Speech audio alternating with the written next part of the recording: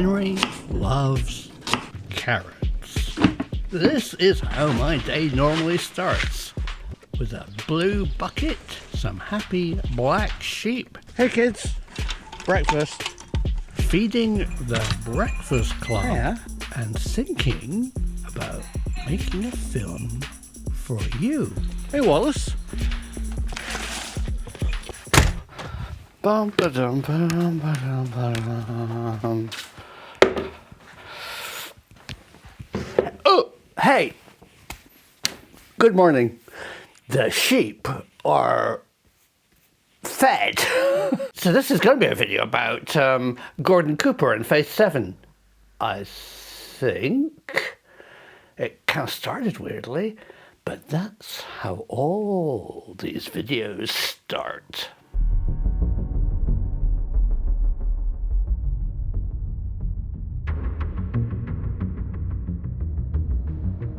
A wonderful, oh God, just my mad professor here. What's going on, Simon?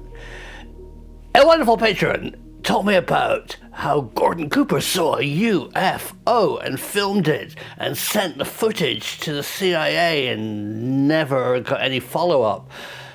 Oh yeah, it sounded like a good story, so I looked into it and I'm just not very convinced. He definitely saw something while fitting a new automatic camera recording measuring system at Edwards Air Force Base, a large test base in the west of the United States. A aluminum UFO came down, extended 3 legs, landed on the dry light bed.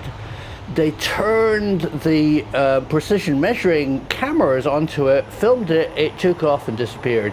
He was told to get the film developed, never look at it, but he did. He held it up to the light, I guess it was 35mm, and he saw clearly the craft, and it was picked up by an aircraft from his headquarters, maybe in Washington, and he never heard about it.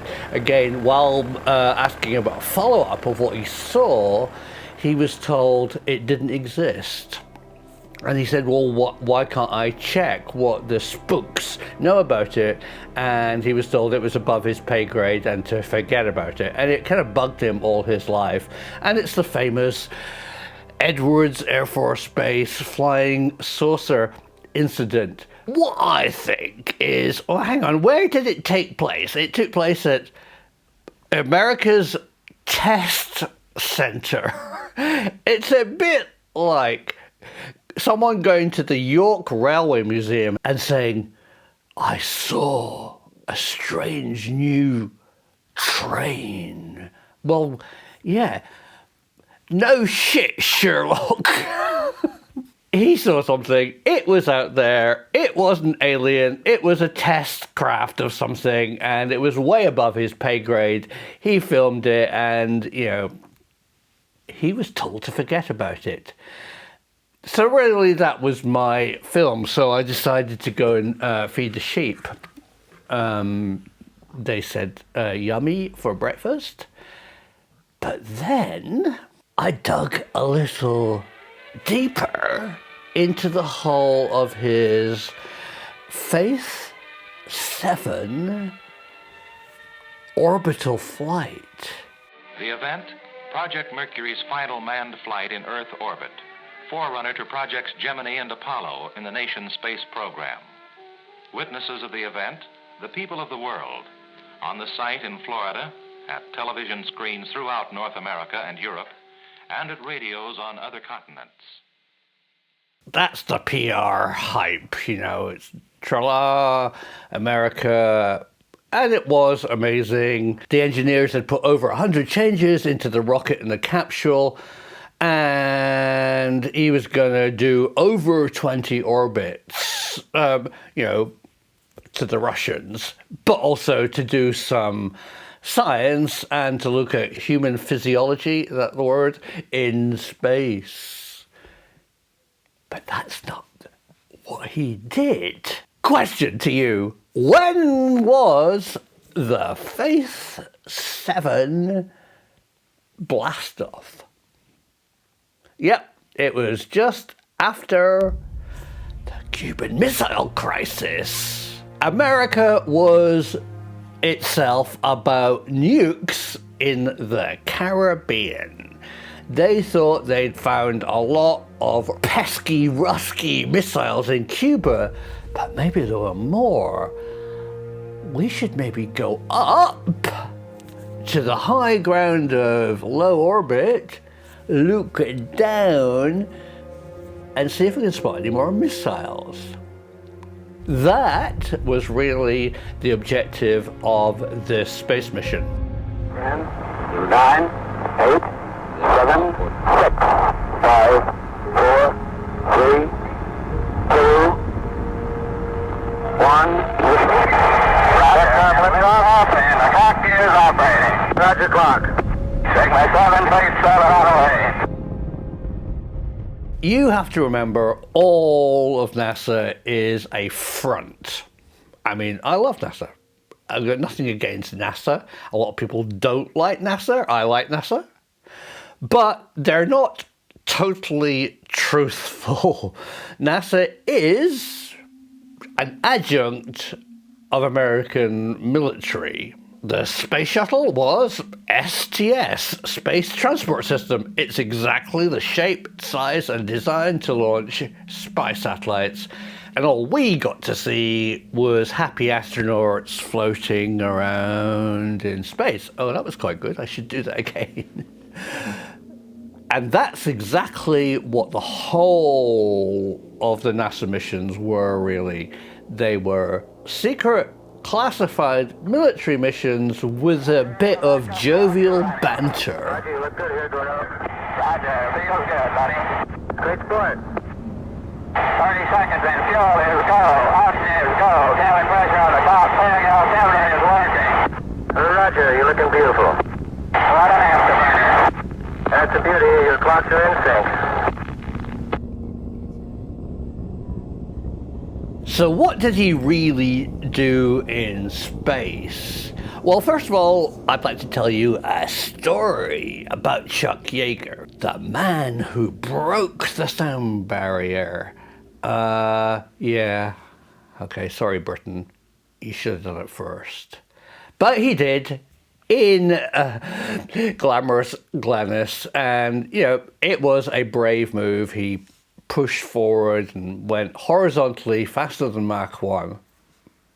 Good one, Chuck Yeager. So I bumped into General Chuck Yeager at Oshkosh Air Show in the early 2000s and decided to chat to him, maybe, about Britain's role in breaking this. Oh God, he was so rude to me. I'm sorry to break any Chuck Yeager bubbles, and may he rest in peace, but he was extremely arrogant and wasn't going to listen to some mad professor Brit talking about how Britain should have broken the sound barrier.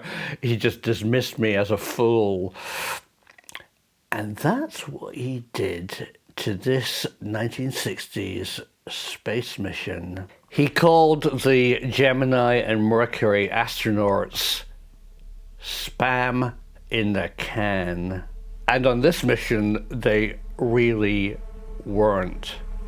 At the end of this Phase 7's flight, the autopilot quit working, and Gordon Cooper hand flew the capsule back to a few miles away from the recovery ships off the coast of Hawaii in the Pacific, splashing down perfectly using a stopwatch, a grease pencil on the window, and good, accurate button pressing with a checklist. He got the orbit right, the re-entry right. He re-entered perfectly within a few degrees and absolutely nailed it. He was not spam in the can. He was a pilot. He was a spaceman. He flew that capsule back. So what were the secret parts of the mission, Professor? Well, I found out for you. And I guess that's because I have NordVPN. No, I'm not joking. NordVPN is brilliant. It actually let me surf anywhere in the world from my little farmette in France. I could deep dive into countries' websites which are blocked in my country and possibly yours by unlocking the World Wide Web of surfing. You're no longer constrained. You can virtually be anywhere. You can tell the internet that you are in South Korea, that you're in Russia, that you're in America, that you're in Sheffield. It's brilliant. It lets you really open. It transforms the web. And that's why I promote it here. They're sponsoring my channel. If you sign up or even click on their NordVPN link using the code Professor Simon, you get this massive discount, and it really works. Just give it a try. It widens your web searching ability, and it probably protects your computer a bit. But the main thing it does, I mean, a lot of people say it's like super safe way of surfing. Yeah, it might be. I don't know. I don't think any bad people are really looking at my computer. But what I really like is it lets me surf anywhere in the world. Use the code Professor Simon today and give it a try. It works for me. So what did I find using NordVPN? I found two really secret, classified things that happened on that mission, which I am happy to share with you today. Number one, the United States wanted to modify the ionosphere, and they exploded nuclear atom bombs in space, hoping to build this shield from the South Atlantic to Ascension Island. That was the test. And Gordon Cooper flew through the shield, measuring how strong the electrons were to block RF frequencies from propagating from enemy states. His capsule had Geiger counters looking forward and also looking in a circle around the craft to actually measure how strong they'd managed, the American military, at putting up this umbrella shield of charged electrons to F the ionosphere, which propagates radio signals and would make communication for a foreign power almost impossible. That is what he was doing, and he had something on board his craft that, even using NordVPN, even using my skills, if I have any, at deep diving into military history for you, I don't know what it was. But seriously, folks, what he was doing was looking for nukes in the Caribbean. He had some kind of device, and I really tried to deep dive into what it could be. Magnetometer, looking for Cherkov radiation, I don't know how you say that really, but some device that could spot radioactive things on the Caribbean islands that could have been a threat to the United States for the Kennedy administration.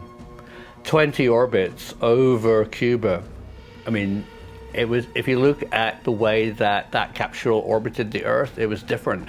That he was tasked with looking for nuclear material either from US tests or down there missiles pointing at the US. He was the eyes in the sky. It was the new frontier of spying.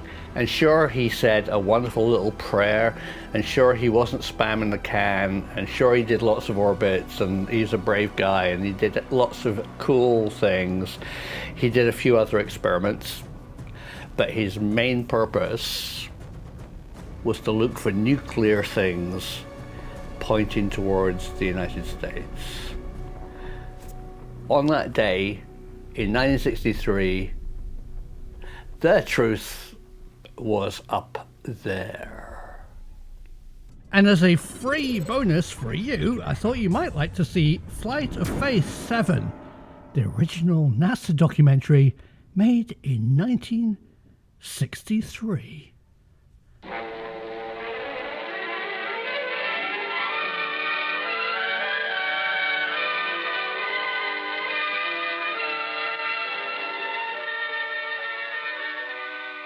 May 15th, 1963. The place, Launchpad 14, Cape Canaveral, Florida. The event, Project Mercury's final manned flight in Earth orbit, forerunner to Projects Gemini and Apollo in the nation's space program. Witnesses of the event, the people of the world, on the site in Florida, at television screens throughout North America and Europe, and at radios on other continents.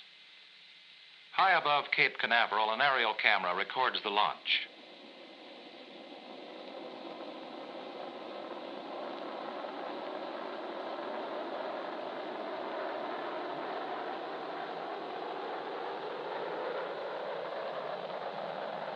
The primary purposes of the fourth American manned orbital flight were to confirm how well man can function in space during a day and a half of weightlessness, and to test the efficiency of the human being as a primary component of a spaceflight system.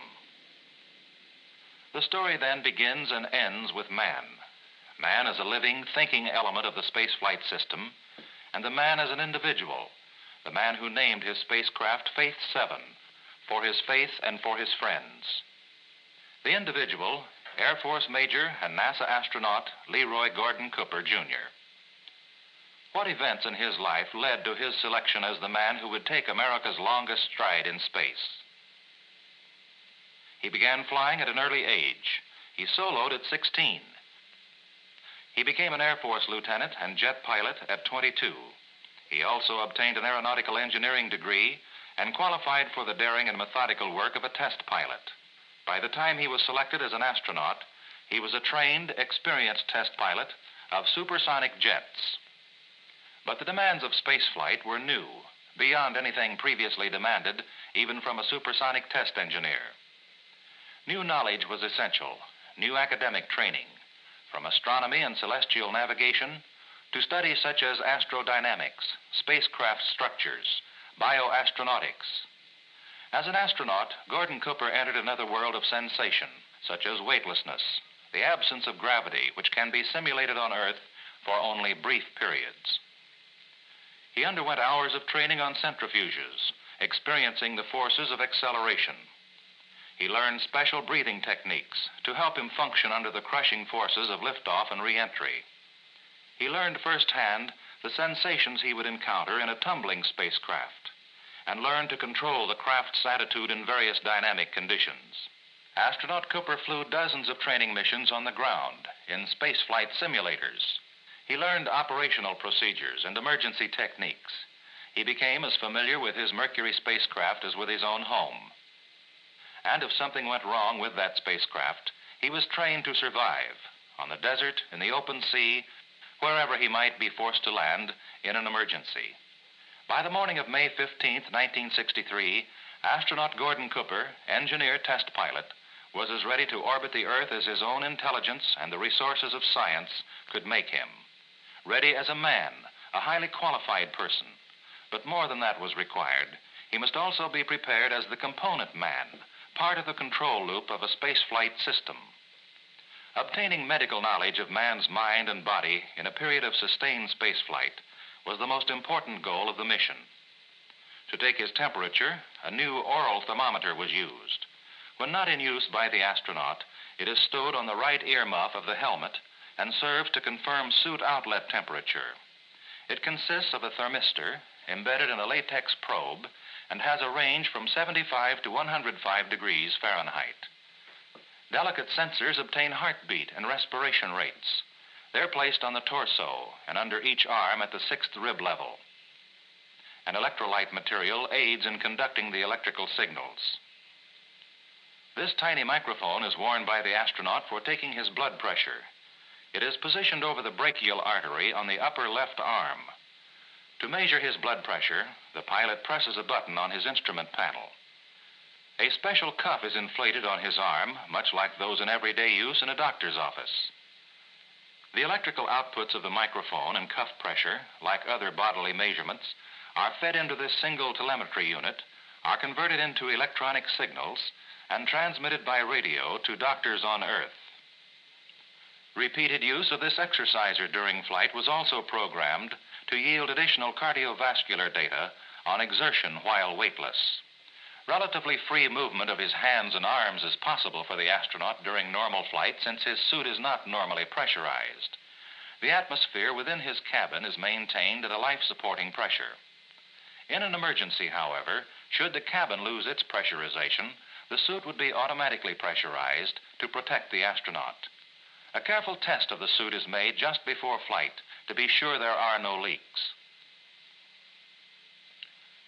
When Gordon Cooper left the astronaut preparation facility, Hangar S at Cape Canaveral, to board the transfer van that would take him to the gantry, he knew that his spacecraft had also been prepared for the mission with meticulous care. Faith 7 had been mated to its Atlas launch vehicle days before. Over 100 changes had been made from previous Mercury spacecraft, time-consuming changes in miles of wiring, in solenoids, valves, dials, and even in screws and bolts.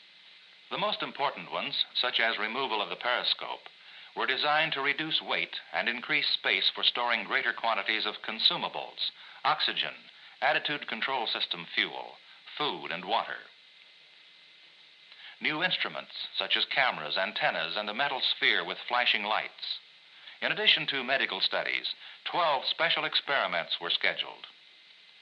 The 95-foot space vehicle consists of the reliable 3-engine Atlas booster and sustainer, the spacecraft, and the escape tower. Mated together, these major components of Mercury Atlas 9 were a towering tribute to the energy and brains of the nationwide industrial team which created and united them. From almost every state in the Union, materials, designs, parts, components, and assemblies had come to this Florida beach, from the thousands of men and women working in the nation's effort to succeed in space. No one was more aware of the work of more than 50,000 people leading up to this moment than astronaut Cooper as he entered the spacecraft. He was fortified by the knowledge that thousands more would be standing by from Mercury Control Center to stations around the world. Emergency rescue forces were ready to come to his aid in the event of failure or catastrophe during liftoff. And other rescue crews were stationed at strategic points beneath his flight path in case of emergency landing before the completion of the programmed 22 orbits. The day before, the MA-9 flight had been postponed due to a radar problem at the Bermuda tracking station. The man, the space vehicle, and the support systems must check out 100% before liftoff. There's no margin for error when a man is launched into the void of space. On May 15, 1963, the countdown proceeded faultlessly. Woomer, how do you read? Green, region loud and clear. Roger. Canton, how do you read?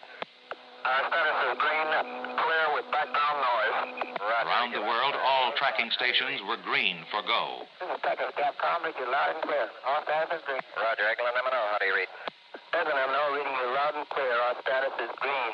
Roger. Test 465 is at T-minus 24 minutes and counting. MA-9, the vast and intricate edifice itself, responded perfectly to the careful scrutiny of men like those who had built it. Stand by for status. Airmed. Go. ECS. Go. Sequence. Go. Electrical. Go. ASCS. Go. RCS. Go. Tom. Go. TM. Go. CO. Go. Flight. Go. Tony. I'm go. CO, I have your ready light. Roger. Airmed verify. Ready light. Airmed. Booster interlock to go. Go. Instrumentation, communications, the spacecraft's automatic stabilization and control system, ASCS, environmental control systems, all were go. 9, 8, 7, 6, 5, 4, 3, 2, 1. Roger, have a lift off and the clock is operating. Roger clock. Take my 7, base 7 on the way. Standing by to start the backup clock. Roger. 3, 2, 1, mark. Roger, and the backup clock is running. Roger, you look good here, Dodo. Roger, feels good, buddy. Great sport. 30 seconds and fuel is go. Oxygen is go. Cabin pressure on the top peg altimeter is working. Hey, Roger, you're looking beautiful. What an afterburner. That's the beauty of your clock doing thing. As the spacecraft reached maximum dynamic pressure, all systems were go. As it rises, the vehicle is acquired and tracked by radar. Its automatic control is switched to the ground station. In the outer atmosphere, the vehicle is tilted toward the horizontal course. The escape tower remains in position to pull the spacecraft away from the launch vehicle in an emergency. At about 2 minutes 15 seconds of flight, BECO, or booster engine cutoff, will occur. Sun is coming in the window now. Roger, we're standing by for your BECO. Roger. Animation will show events beyond camera range. Roger, BECO. The sustainer engine drives Faith 7 toward orbital speed and altitude. When the spacecraft can escape with its own posigrade rockets, the tower is jettisoned. And there goes the tower. And does she take off? At 100 miles up and a speed of 17,544 miles per hour, SECO, sustainer engine cutoff, occurs as Faith 7 is inserted into orbit. 1 second later, it separates from the launch vehicle. Step cap green, SECO, I'm on aux stamp. Going fly by wire. Everything is green here. Faith 7 was inserted into orbit exactly in the center of its programmed envelope. Using fly-by-wire control, astronaut Cooper then turned the spacecraft so that it traveled with the retro rockets and the heat shield facing forward. This way, the retro rockets could be fired to reduce speed and end orbital flight if necessary. The small jets of hydrogen peroxide, which change the spacecraft's attitude, have no major effect on the path or velocity of the orbital flight. At 14 minutes, 53 seconds, contact was made with the Canary Islands tracking station. Faith 7, this is Canary Capcom. Roger, Canary Capcom, Faith 7, reading you loud and clear. What temperatures would you like, over? Capcom is the capsule communicator in contact with the spacecraft at each tracking station. In addition, 28 ships and 172 aircraft were stationed around the world in pre-selected recovery areas. Contingency forces were also ready in the event of emergency landing. Faith 7, this is Zanzibar Capcom. How do you read? Roger, Zanzibar, reading you loud and clear. Faith 7 here. An added advantage of having a man performing in the spaceflight environment was indicated by astronaut Cooper's ability to keep a detailed record of his flight on the onboard tape recorder. For example, approaching his first night. First night side, and I have a bright blue band, a thick diffused band of blue color, a bright blue band. The sun spread out very widely. Is setting now. And there it goes. Faith 7, Earth has the lights on tonight. You might look for them and see. Roger, I have the lights of Earth in sight, loud and clear. From the perigee, or low point, of 100 miles over Bermuda to the apogee, or high point, of 166 miles over Australia, the first orbit was nearly perfect. Capcom at Guaymas, Mexico, gave astronaut Cooper his go for 7 orbits. Grant, we're giving a go for 7 orbits. Roger. For 30, how many? As many as you want. Roger. If all was well, in the 7th orbit, he would get a go for 17, then for the full 22. Meantime, he began the special experiments. The first was the use of this slow-scan television camera to relay pictures to the ground at the rate of 1 picture every 2 seconds. These pictures resulted from a transmission over Florida. 15 minutes before sunset on the 3rd orbit, Major Cooper prepared to eject this sphere, or beacon, for another experiment, to find out how well man can see flashing lights in space to help with rendezvous and docking maneuvers in future space programs. And I have I am on fly-by-wire. I've armed the squib. Pitching up very, very slowly.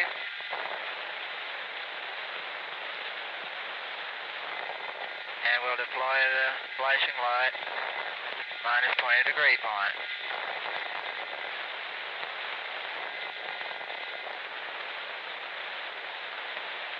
Flashing light is deployed. Once ejected, the beacon assumed its own orbit, which kept it at varying distances from the spacecraft. Major Cooper was unable to find it on the third orbit. However, on the next orbit, he saw the light clearly. Quite bright, quite discernible. At the order of a second magnitude star now. Beyond 10 or 12 miles, the flashing beacon became less discernible. In the fourth orbit also, the first of a series of tests were begun to measure radiation in space, where a belt of fission electrons trapped in the lower regions of the Earth's magnetic field would be penetrated by Faith 7 on orbits passing over eastern South America and the South Atlantic Ocean. Primarily, the measurements were made by two Geiger counters located on the retropack. One of the Geiger counters surveyed a hemisphere-shaped area unobstructed by the spacecraft and unaffected by radiation scattered by its structure. The other registered radiation directly in the path of travel. Trapped electrons spiraling along the Earth's magnetic flux lines were primarily the source of radiation. Several devices were provided to measure radiation piercing to the interior of the spacecraft. A pocket ion chamber, or dosimeter, a film patch attached to the hatch of the spacecraft, a photographic emulsion pack carried on the instrument panel, and 4 film patches worn beneath the astronaut's pressure suit, one in his helmet, the other 3 on his body. The packages contained 2 kinds of film, one sensitive to protons, one sensitive only to electrons. Both the nature and the amount of exterior and interior radiation at the Mercury orbit altitude were ascertained during the flight and found to be well below the level harmful to man. Astronaut Cooper was able to drink water successfully in his weightless condition, but he had some difficulty in transferring the water needed to make some of his packaged food edible. Experimental foods were freeze-dried and dehydrated so that adding water would restore their taste and consistency. Other foods were packaged in bite-sized bits. Small sandwiches, brownies, and other dessert-type foods were easily eaten. Other experiments were highly successful. For example, on the 6th orbit, astronaut Cooper clearly saw a 3 million candle power light shining up from Bomfontein, Africa. Such a light may be used to guide future moon explorers on their return to Earth. He carried out several experimental photographic assignments, such as taking pictures of the Earth's horizon or limb, which may also serve as a navigation fix in longer space flights. Another photographic research project involved use of a 35mm camera to shoot 2 dim light phenomena best observed beyond the Earth's atmosphere. One is called zodiacal light, believed to be a weak reflection of sunlight from free electrons and dust particles. The other dim light phenomenon he photographed was the Earth night airglow layer, a weak 3-colored band of light around the Earth. Time exposures with a 35mm camera will yield data on the height and intensity of these layers and on solar energy conversion processed in the upper atmosphere. Infrared photography of the Earth on black and white film was also performed for the Weather Bureau to obtain data for the design of improved television cameras in future weather satellites. From time to time, the astronaut also shot color pictures of scenes selected at random.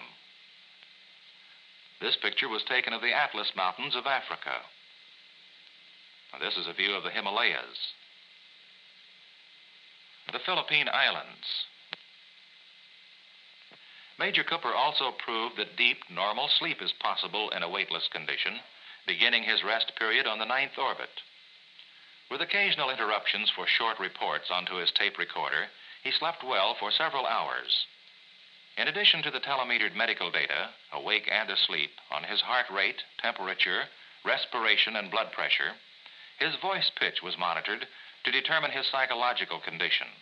The flight proceeded with textbook perfection.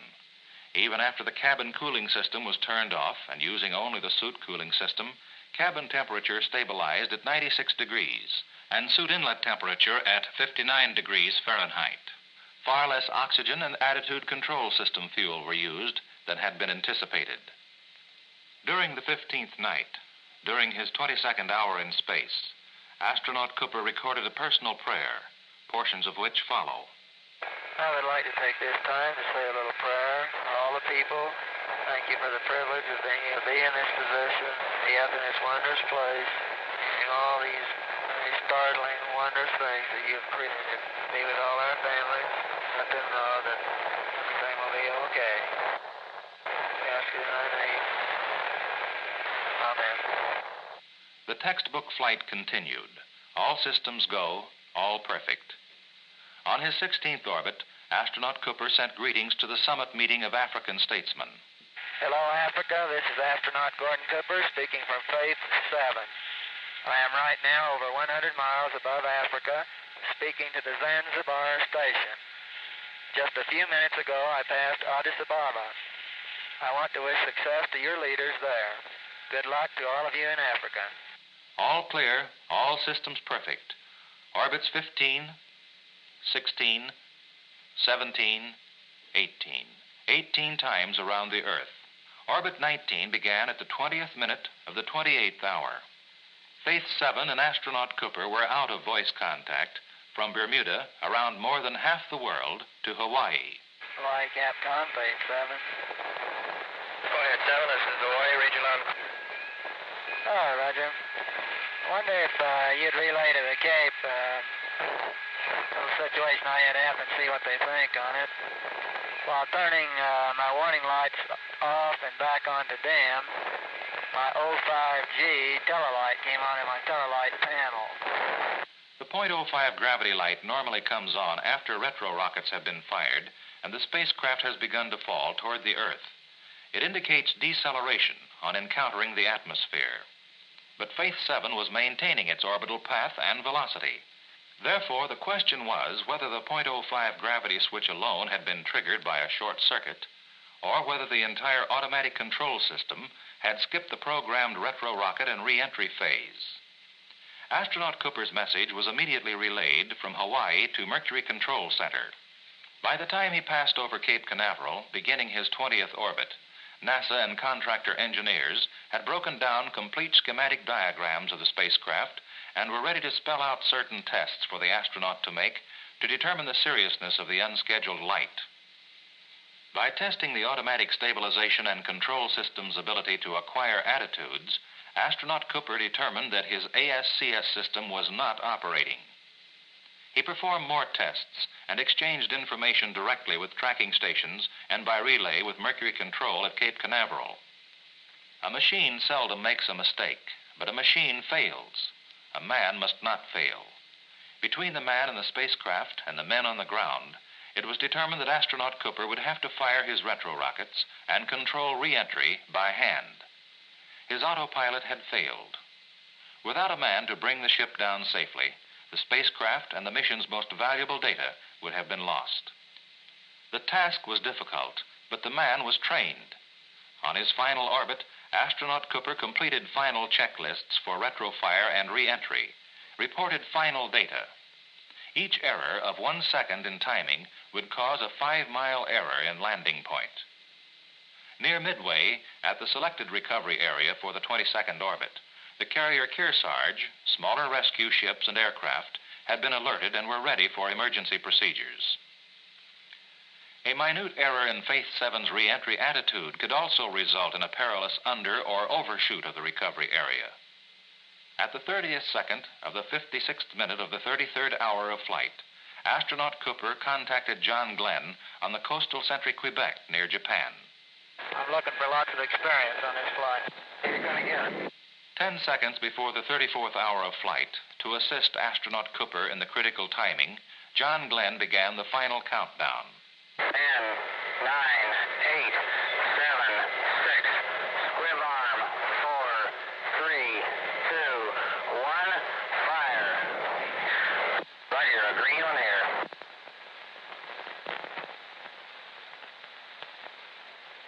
Roger, I think I got all three. Roger, how's your attitude hold, Gordo? pretty fair. Good show, boys. Real fine. They look like they came off right on the money on time. Roger, I think so.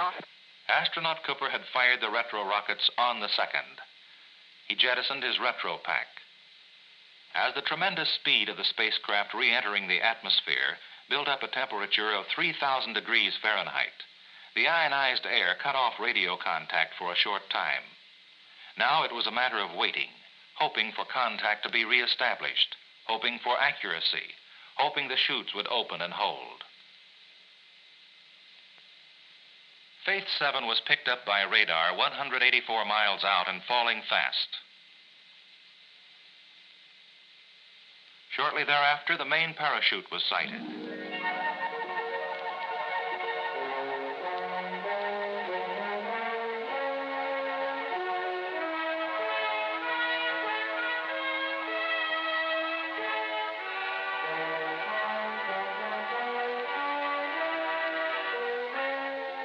And so it ended.